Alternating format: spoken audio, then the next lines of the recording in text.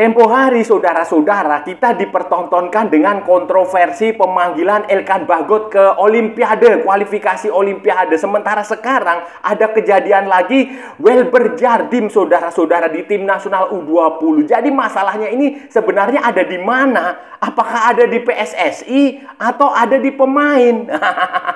Ini yang perlu diperjelas, saudara-saudara. Dan sebagai supporter kita itu harus kritis. Jangan jadi seperti buzzer yang apa-apa iya. Saudara-saudara. Jumpa lagi dengan komentator gadungan di sini. Dengan komentator yang gadungan. Seperti biasa, saudara-saudara, seperti biasa. Kalau kita sudah bertemu, pasti akan ada yang kita bicarakan. Akan ada yang kita perbincangkan, kita ulas, kita analisis, kita cakap, kita bacotin, kita gibahin, kita cangkeman tentang sepak bola di seputaran Asia Tenggara. Di negara-negara tetangga, negara-negara sahabat, negara-negara jiran, negara-negara serumpun. Indonesia, Thailand, Malaysia, Vietnam, Laos, Myanmar, Kamboja, Brunei Darussalam, Filipina, Singapura, Timor Leste, Australia, Wakanda, Konoha, negara api, negara angin, negara air, negara dongeng, dan sekitarnya. Semua akan kita bicarakan secara fair, secara jujur, secara adil, tanpa muatan politik, tanpa kebencian, tanpa provokasi, hanya berdasarkan fakta dan bukan klaim semata, saudara-saudara. Tidak ada hoax, tidak ada hoax, tidak ada hoax, baik yang sudah lama maupun yang terkini. Bebas, saudara-saudara, bebas. Yang penting sopan.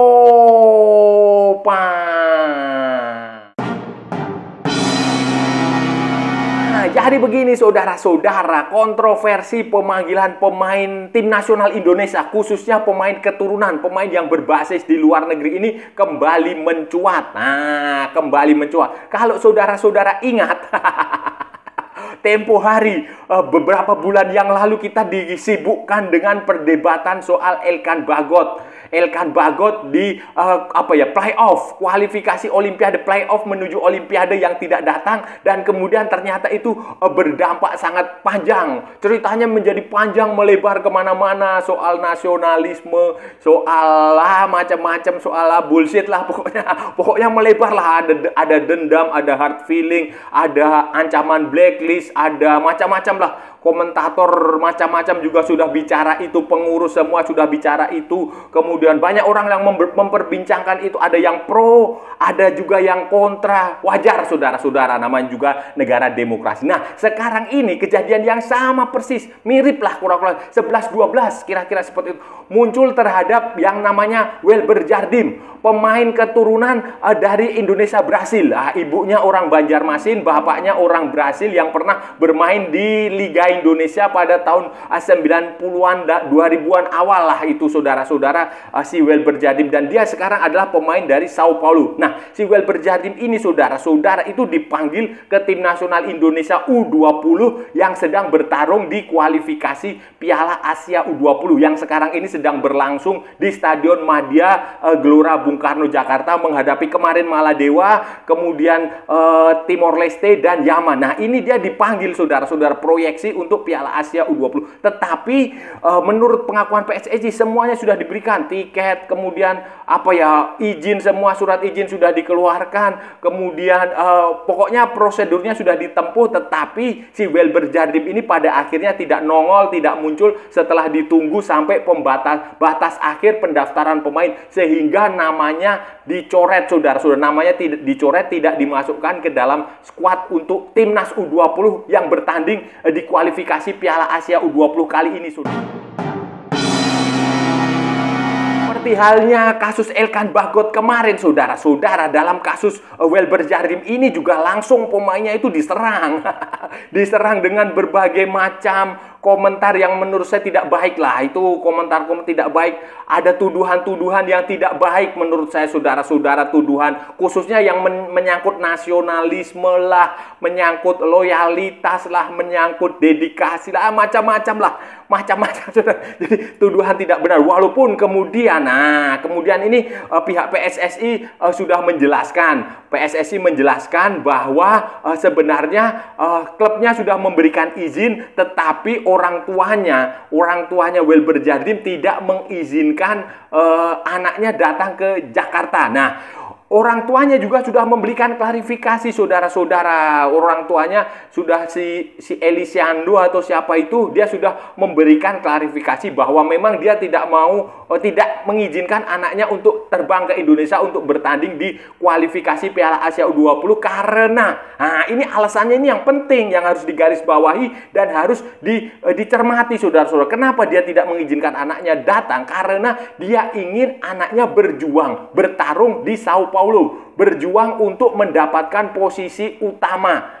Itu alasannya. Alasan yang sebagai pesepak bola profesional tentu saja itu cukup masuk akal. Kenapa? Karena klub itu kalau dia nggak main di klub, nggak mungkin dia akan main di tim nasional. Kalau dia di klub dia tidak mendapatkan tempat di utama, duduk manis di bangku cadangan, tidak mendapatkan kesempatan bermain. Atau kalau dia kan, si Welber Jardim ini kan masih junior, masih U17, U18. Kalau dia tidak mendapatkan promosi ke level yang lebih tinggi, hanya karena dia jarang membuktikan kualitas dia bermain di Sao Paulo, karena terlalu sering bermain di tim nasional Indonesia, itu kan juga rugi. Kasihan pemainnya. Pada akhirnya nanti juga akan balik ke Indonesia main di Liga Konoha, kan juga kasihan, saudara. Jadi itu alasannya itu sebenarnya menurut saya pribadi itu cukup masuk akal, cukup logis, cukup bisa dinalar. Karena kalau pemain itu tidak bisa menunjukkan kualitas terbaik di klubnya, ya percuma, saudara-saudara, percuma. Karena pelatih di klub tentu saja berbeda dengan pelatih di tim nasional. Pelatih di klub itu mereka punya standar-standar khusus,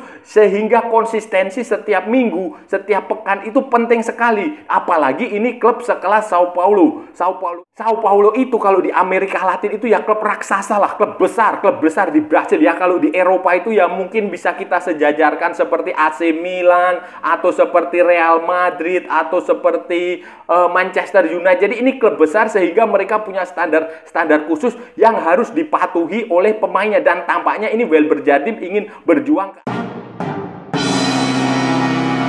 Yang diungkapkan oleh orang tua Welber Jardim itu harus kita hargai, saudara-saudara. Kalau saya sih saya dukung, saudara. Benar itu ayah dia itu benar sekali menurut saya, saudara-saudara, karena dia harus memperjuangkan tempat dia di klub. Nanti kalau dia sudah settle di situ, sudah mantap di situ, sudah bagus di situ, bolehlah dia dipanggil. Dan pemanggilan ke tim nasional Indonesia itu kan kadang juga lama, saudara-saudara. Pemusatan latihannya itu bisa sebulan, bisa ya kayak turnamen kayak begini. Ini kan seminggu. Sebelumnya juga sudah berkumpul cukup lama, beberapa minggu juga sudah jadi itu membuat dia konsentrasi dia terbagi. Apalagi ini anak ini masih muda. Ini pemain muda, masih 17 atau 18 tahun ya, atau 19 tahun ya. Itu di sana, di negara sana, di Brasil sana, di Sao Paulo itu mereka kan ada level-levelnya, ada kelompok usianya, level-levelnya, dan level-levelnya itu berdasarkan usia itu sangat ketat, sangat rigid, sangat disiplin. Siapa yang tidak bisa melewati satu tahap ya dia nggak bisa naik kelas. Nanti kalau dia nggak bisa naik kelas ya itu resikonya dia bisa dicoret, bisa dibuang lah, kira-kira seperti itu, diminta untuk mencari. Dan bagi Welber Jardim itu ya sayang sekali kalau dia sudah ada di Sao Paulo kemudian dia dibuang pergi ke klub yang jauh lebih rendah, lebih levelnya lebih bawah, itu kan sayang sekali. Jadi ini alasan ini menurut saya masuk akal dan seharusnya juga bisa diterima oleh tim nasional, seharusnya bisa diterima oleh manajer si Ahmad Zaki, seharusnya bisa diterima oleh pelatih Indra Safri, seharusnya bisa diterima oleh Ketua Umum PSSI RI, seharusnya bisa diterima karena ini masa depan masih panjang. Selain itu juga tim nasional kan U20 ini kan masih proses, dan tim nasional U20 juga punya banyak stok, punya pemain. Kalau nggak ada Welber Jardim kan bisa juga menggunakan pemain lain. Kecuali nanti di pertandingan yang resmi seperti Piala Asianya, atau kalau kita lolos ke Piala Dunia, bolehlah itu menggunakan pemain yang lengkap, saudara-saudara. Saudara-saudara perhatikan, pemain yang lebih sering membela tim nasional daripada klub itu karirnya nggak bagus di klub khususnya. Contoh saja Pratama Arhan, itu lihatlah Pratama Arhan.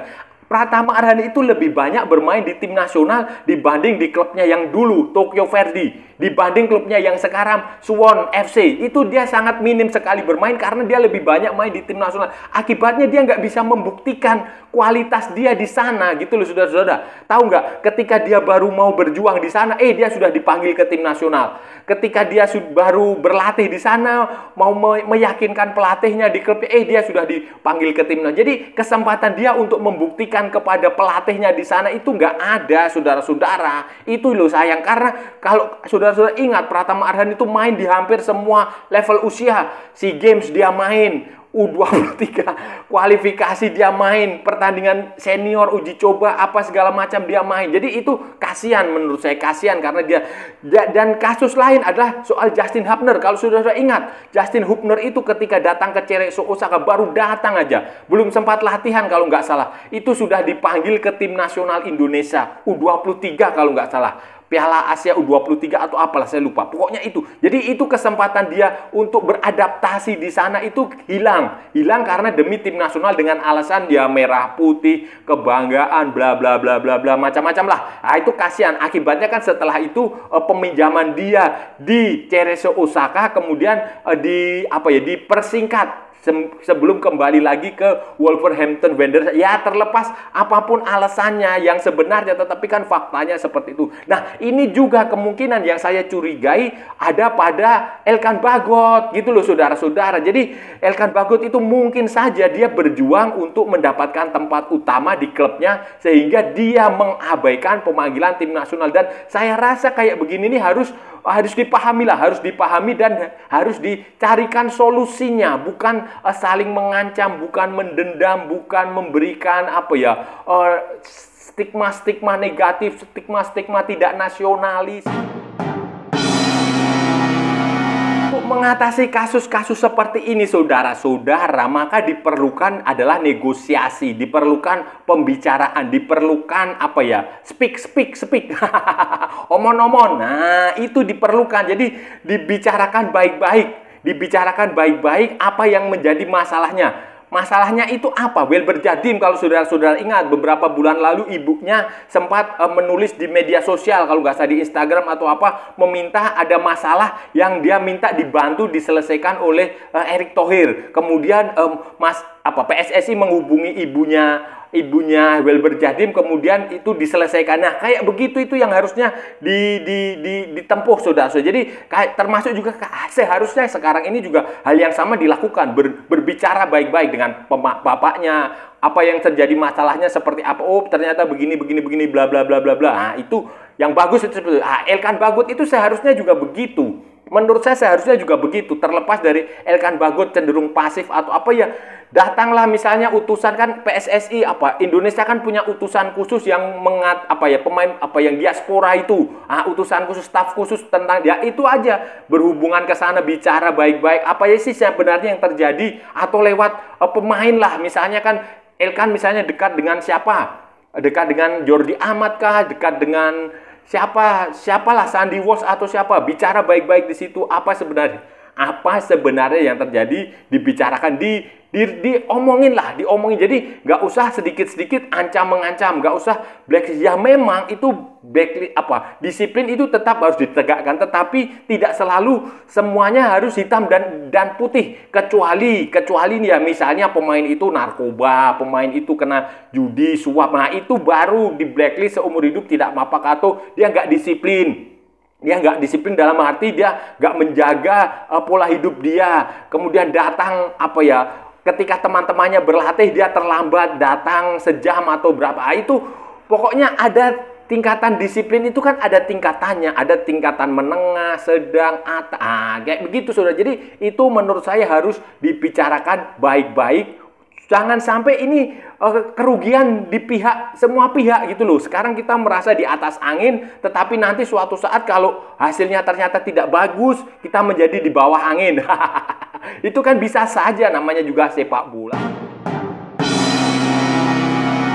Terakhir saudara-saudara, terakhir saran saya kepada supporter. Ini kadang juga supporter Indonesia itu juga aneh juga, khususnya netizen. Netizen ini kadang gampang sekali termakan isu, gampang sekali terpancing provokasi. Belum jelas masalahnya, baru membaca judulnya sudah komentar panjang lebar tanpa titik koma seperti bikin skripsi. Kayak begitu ini supporter ini juga harus kritis. Kalau saran saya sih harus kritis kepada otoritas terkait, kepada pemerintah kah, kepada PSSI khususnya kah. Kita dukung tim nasional Indonesia yang bagus, tetapi bukan berarti kita mendukungnya dengan membabi buta gitu loh, saudara-saudara. Kita juga harus kritis. Kalau ada kebijakan-kebijakan yang tidak bagus, kalau ada keputusan-keputusan yang tidak bagus, kalau ada kejadian-kejadian yang menurut kita aneh, ya itu harus kita kritisi. Jangan kita menjadi seperti buzzer. Jangan menjadi seperti influencer yang dibayar. Yang apapun yang dilakukan junjungannya, apapun yang dilakukan idolanya, itu langsung ditelan mentah-mentah seolah-olah itu dia nabi, seolah-olah dia Tuhan. Bukan. Jangan seperti fans FOMO. Jangan, saudara-saudara, yang telan mentah-mentah begitu saja, pokoknya semuanya baik. Enggak, jadi harus ada kritisi. Kritis tetapi secara objektif dan solutif. Kira-kira seperti itu ya. Kalau itu bagus, ya kita dukung. Itu harus seperti itu, fair. Sepak bola itu adalah sportivitas, fair play. Jadi kalau ada yang bagus, ya kita akui bagus. Tetapi kalau jelek, ya kita kritisi. Kalau ada masalah yang menurut kita tidak baik, ya kita kritisi. Gitu loh, saudara-saudara. Jadi biasakan berpikir secara holistik. Jangan hanya terpancing oleh satu dua berita, satu dua kata, terus satu dua insiden, terus komentarnya panjang, menyudutkan. Jadi jangan. Jadi ini semua harus diselesaikan dengan baik-baik, saudara.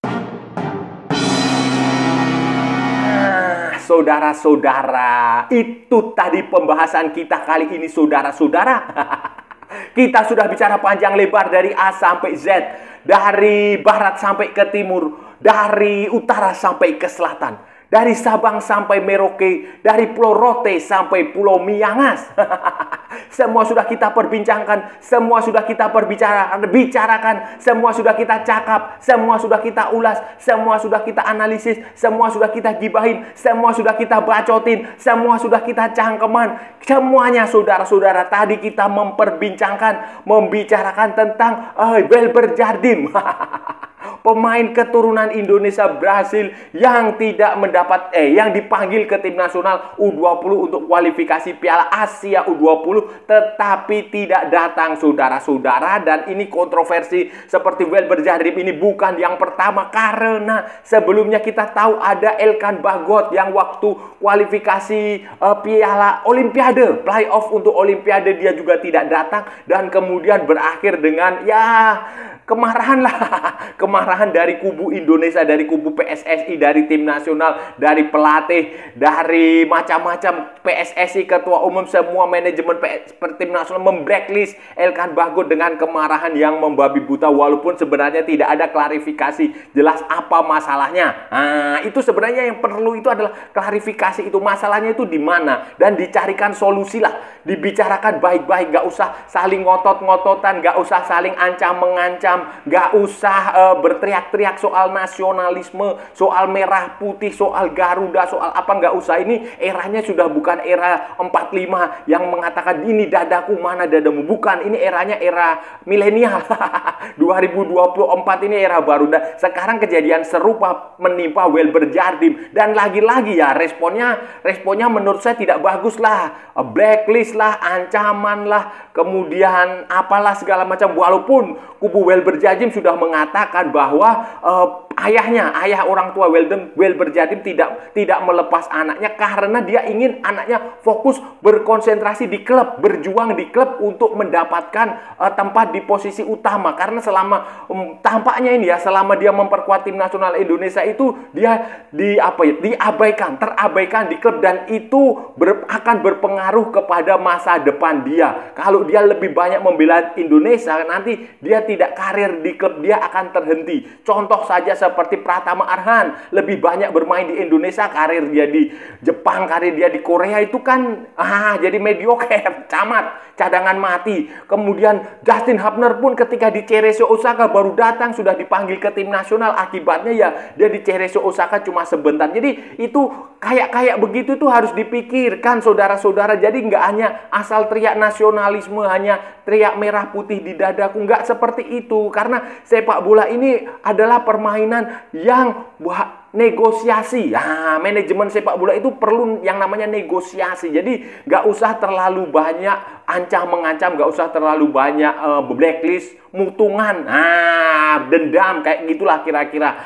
Dan saya rasa sudah cukup ya saudara-saudara pembahasan kita kali ini.